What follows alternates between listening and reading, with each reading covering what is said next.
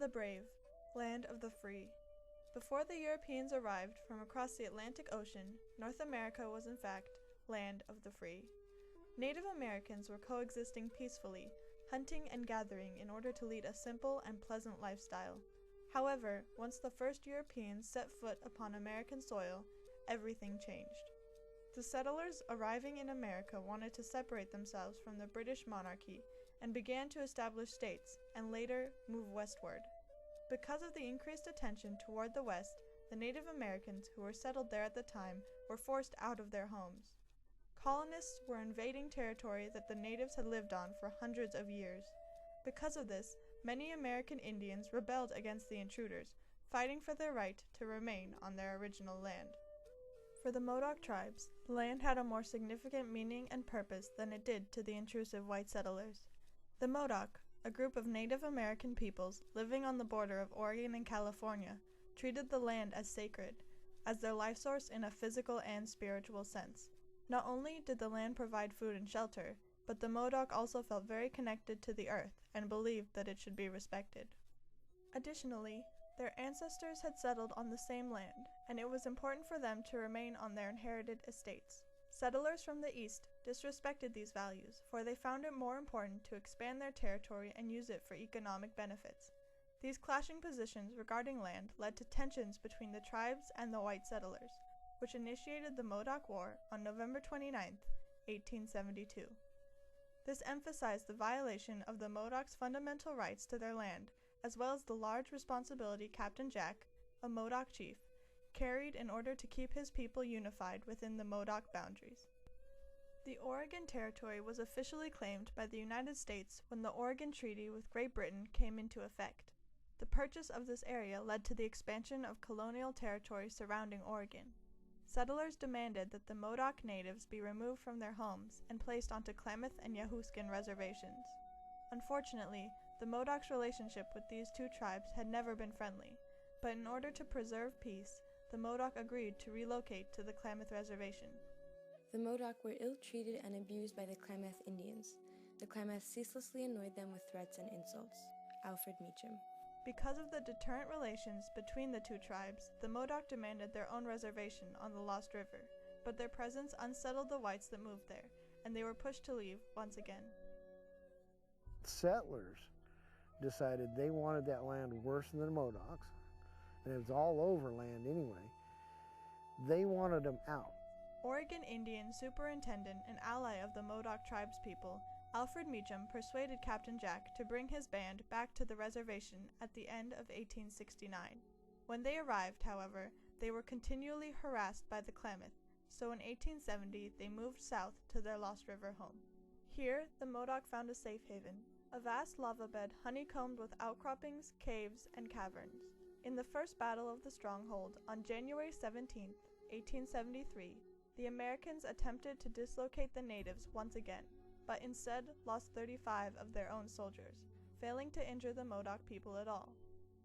I have been 23 years in service.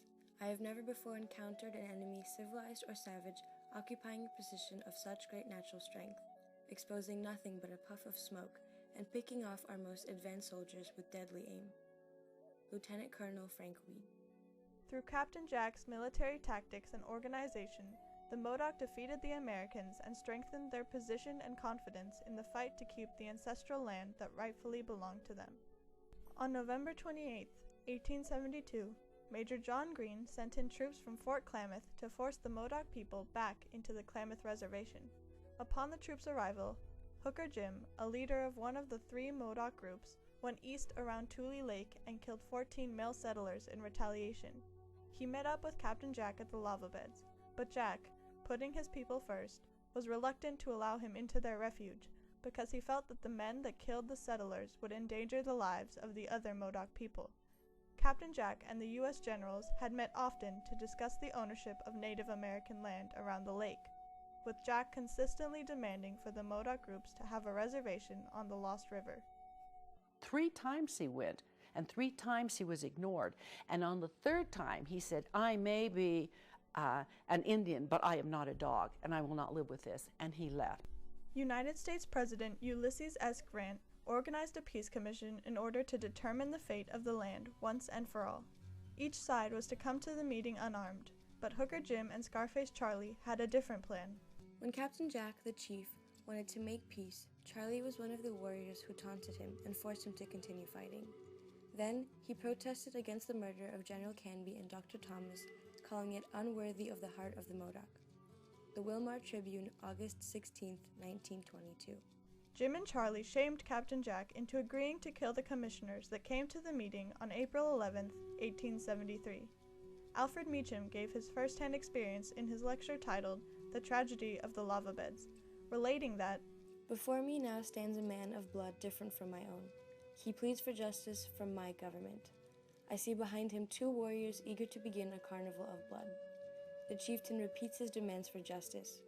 A great military general holds the words which shall lift doubt and death from every heart, or make the signal for the Holocaust to begin. The fatal no falls from his lips, and a war whoop startles every latent drop of blood." When the Modoc were once again denied a reservation on the Lost River, Captain Jack shot General Canby. Jack and Sconch and John, as leaders, they had to do what their people told them to do, not what they were telling the people to do. It's a different type of a leadership, a different type of culture. And so it was when the Modocs voted, they voted against peace and to eliminate the peace commissioners. Although Captain Jack's tactics weren't always peaceful, he only took violent action when his people's rights and safety were at stake, for he felt that that was his responsibility as their leader. He showed a constant concern for his people and took responsibility for their well-being throughout the entire conflict of the Modoc War. In the Second Stronghold Battle on April 15, 1873, the whites successfully cut off the Modoc from their water supply at the shore of Tule Lake and prepared for their final attack. The troops took possession of the lava beds, the stronghold, but the Indians were gone. Colonel William Thompson. The Americans were conscious of their disadvantage, so they attempted to commission another peace committee. However, Scarface Charlie felt the Modoc needed to seize the opportunity.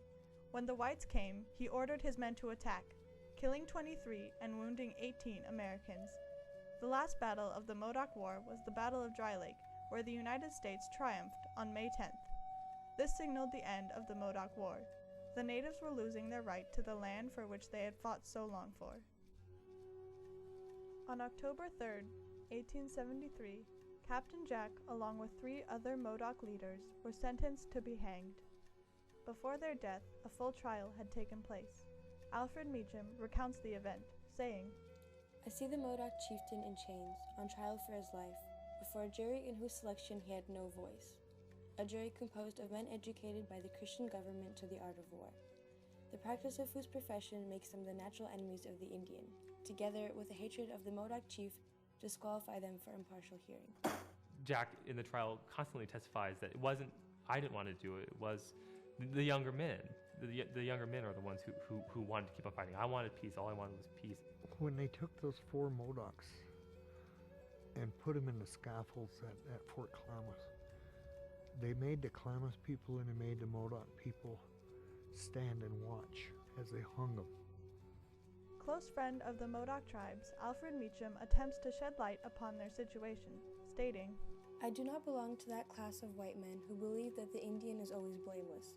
Neither do I believe that he is, as many white men assert, an incorrigible, blood-seeking savage, devoid of manly attributes. I have had abundant opportunity to know him, and I conclude after an actual and uninterrupted contact with him for 30 years that he is a man, and not so much unlike other men, that when treated by men as a man, he will behave like a man. Treated by white savages as a savage, he is relentless and desperate, but no more so than any other badly treated man. If the question is asked, how is it that a man who has suffered so much at the hands of the Indian race can still plead for them? I answer that I am not pleading for the Indian alone. I am pleading for the brave frontier man and his family whose cabin stands exposed to Indian fury along the borderline. I am pleading for God and for humanity."